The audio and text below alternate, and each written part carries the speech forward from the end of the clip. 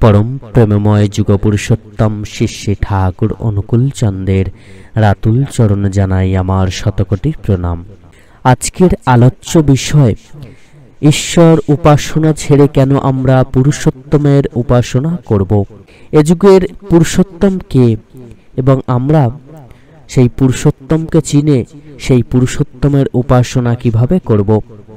जयगुरु सकल इष्टप्राण दादा ओ मायेरा प्रति प्रत्येकेर यथायोग्य स्थाने आमार प्रणाम और आनंदित जयगुरु जानाई। वैष्णव शास्त्रे आछे जीव नित्य कृष्ण दास इहा भूले गेला माया पिशाची तार गलाय बेरिला। जीव कृष्णेर नित्य दास এই কথার অর্থ হিসেবে শ্রী ঠাকুর এক অসাধারণ ব্যাখ্যা তার ভক্তদের উদ্দেশ্যে বললেন। জীব কখনো কৃষ্ণ হয় না। আপনারা কেউই আপনার বাবা হতে পারবেন না। ছেলে বাবারই দাস, কারণ সে বাবারই দান, বাবা থেকেই তার উৎপত্তি। জীবও তেমনি ঈশ্বরের দান, ঈশ্বর কর্তৃক সৃষ্ট, তাই সে তাঁর দান। আবার সে যত ঈশ্বরের প্রতি আনুগত্য বোধ নিয়ে চলে ততই জীবনে অক্ষত অবস্থায় চলতে পারে, নচেত দুনিয়ার নানান টানে পড়ে কোথায় সে ছিন্ন বিচ্ছিন্ন হয়ে যাবে তার কি ঠিক আছে? তাই তো বৈষ্ণব শাস্ত্রে আছে জীব নিত্য কৃষ্ণদাস ইহা ভুলে গেলা মায়া পিশাচি তার গলায় বেরিলা। এই যে ইষ্ট পুরুষোত্তম, ইষ্ট বা পুরুষোত্তম সম্পর্কে শ্রী ঠাকুর কি বললেন?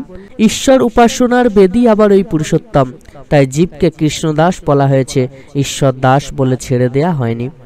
কারণ অমূর্ত ঈশ্বরের উপাসনায় বৃত্তি প্রবৃত্তির গায়ে হাত পড়ে না।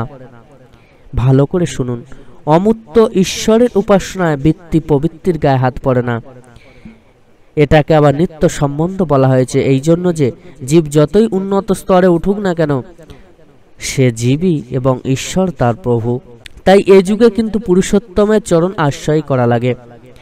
এই ভক্তি অনুরতি অনুগতি তার জীবন, তার জীবনে যেন এই ভক্তি অনুরতি ও অনুগতি থাকে, আর এগুলিই তার জীবন।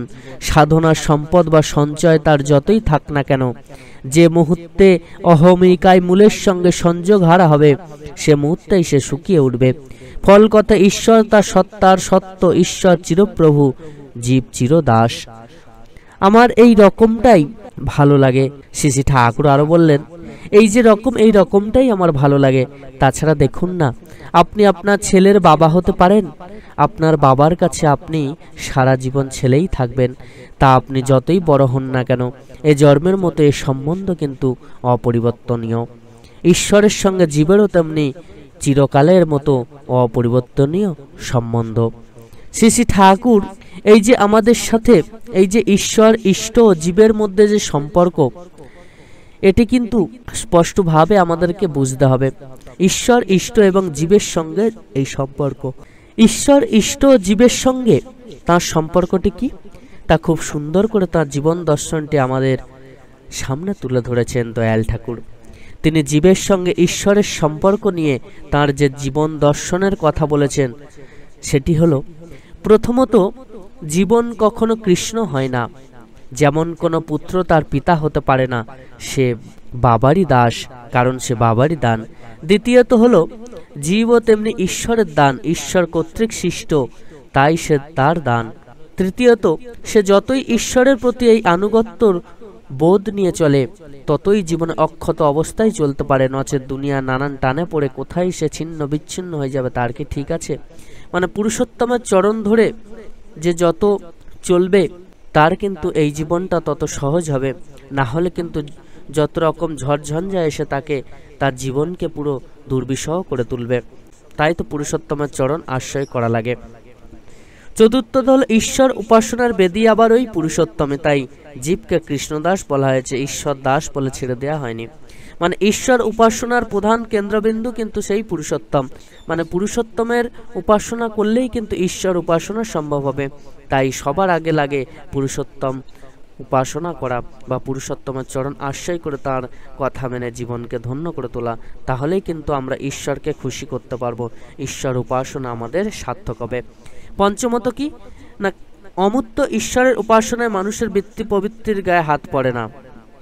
তাহলে আমাদের মূর্ত ঈশ্বরকে ধরতে হবে।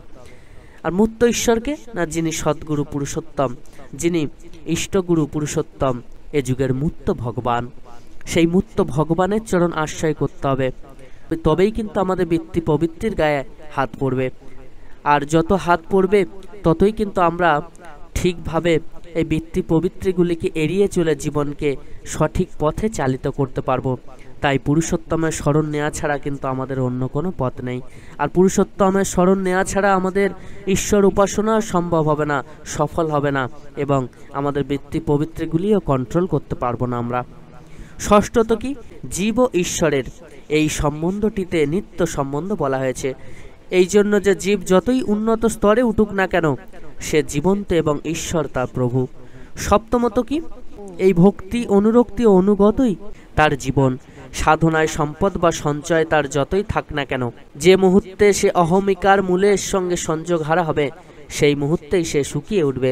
অর্থাৎ পুরুষোত্তমের সঙ্গে সঙ্গহারা হলেই কিন্তু তার জীবন ছারখার হয়ে যাবে। অষ্টমত হলো শ্রী শ্রী ঠাকুর আরো স্পষ্ট করে জানালেন, ঈশ্বর তার সত্তার সত্য, ঈশ্বর চিরপ্রভু, জীব নিত্য দাস। নবমত হলো ঈশ্বরের সঙ্গে জীবের সম্পর্ক পিতামাতার সম্পর্কের মতোই অপরিবর্তনীয়।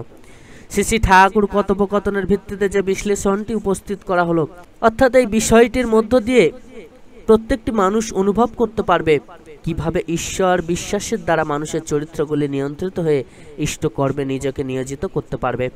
এবার আমরা জানব ঈশ্বর উপাসনার বেদি কেন স্বয়ং পুরুষোত্তম। যে ঈশ্বর উপাসনা করার জন্য পুরুষোত্তমের উপাসনা কেন করতে হবে? পুরুষোত্তম উপাসনা না করলে কি ঈশ্বরের উপাসনা সম্ভব হবে না? এ বিষয়ে শ্রী শ্রী ঠাকুর বললেন, ঈশ্বর পুরুষোত্তম উপাসনা ছাড়া ঈশ্বরের উপাসনা কখনোই সম্ভব নয়। আগে পুরুষোত্তমের চরণ আশ্রয় করে এ যুগের তিনি যে নীতি আদর্শের কথা বলেছেন, সেই নীতি আদর্শকে মাথায় করে নিয়ে তার কথা মতো চলে ঈশ্বর উপাসনা যদি আমরা করতে পারি, তবেই কিন্তু ঈশ্বর আমাদের প্রতি সন্তুষ্ট হবেন এবং তাঁর কৃপা প্রদান করবেন, নচেত নয়। তাই সবার প্রথম লাগে পুরুষোত্তমের চরণ আশ্রয় করে জীবনকে ধন্য করে তোলা, তার আদেশ নির্দেশ মেনে জীবনে চলার পথে এগিয়ে চলা, তাহলে কিন্তু আমাদের ঈশ্বর উপাসনা সম্ভব হবে। সেই জন্যই মানুষকে কৃষ্ণদাস বলা হয়েছে, ঈশ্বর দাস বলা হয়নি। প্রিয় পরম যদি কোনো সাকার মূর্তি থাকে, তবে ভক্ত আর একান্ত জন হয়ে ওঠার অবকাশ পায়। সেই জন্যই পুরুষোত্তমের শরণ নেওয়া লাগে। পুরুষোত্তমের চরণ আশ্রয় করার মধ্য দিয়েই কিন্তু আমরা ভগবানের কৃপা সহজে লাভ করতে পারবো, ঈশ্বরের কৃপা সহজে লাভ করতে পারবো। আর এই পুরুষোত্তম সদ্গুরুকে না, যিনি সর্ববিষয়ে ত্রিকালজ্ঞী, যিনি সর্ববিষয়ে চরম জ্ঞানের অধিকারী, সর্বজ্ঞ, ত্রিকালজ্ঞ ও চরম জ্ঞানের অধিকারী যিনি, তিনিই হলেন সদ্গুরু পুরুষোত্তম। তিনিই হলেন পুরুষোত্তম শ্রী শ্রী ঠাকুর অনুকূলচন্দ্র, এ যুগের শ্রেষ্ঠ। তাই তো যুগ পুরুষোত্তম শ্রী শ্রী ঠাকুর অনুকূলচন্দ্রের চরণ আশ্রয় গ্রহণ করে জীবনটাকে আরো মধুর করে তোলাই আমাদের প্রকৃত কর্তব্য।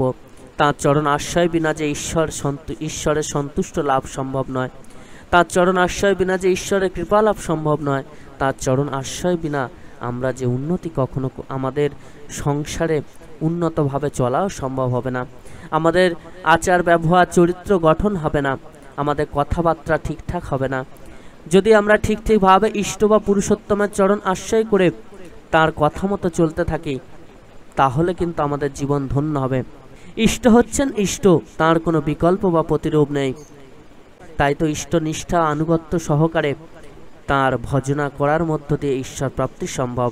শ্রী শ্রী ঠাকুর অনুকূলচন্দ্র বাণী দিলেন, নিষ্ঠা অনুগতি তোমার সক্রিয়তায় ফোটে যেমন, তার অধিকারী তুমিই হবে, জীবন পথে হবেও তেমন।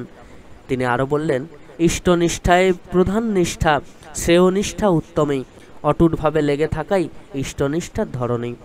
জয়গুরু। সকল ইষ্টপ্রাণ দাদা ও মায়েরা প্রত্যেককে খুব ভালো থাকবেন, সুখে থাকবেন, শান্তিতে থাকবেন, প্রত্যেককে ভালো রাখবেন। পরম দয়ালের এইরকম অমৃত কথা শোনার জন্য আমাদের চ্যানেলটিকে অবশ্যই সাবস্ক্রাইব করবেন এবং লাইক, শেয়ার ও কমেন্টস করে আমাদেরকে উৎসাহিত করবেন। জয়গুরু। বন্দে পুরুষোত্তম।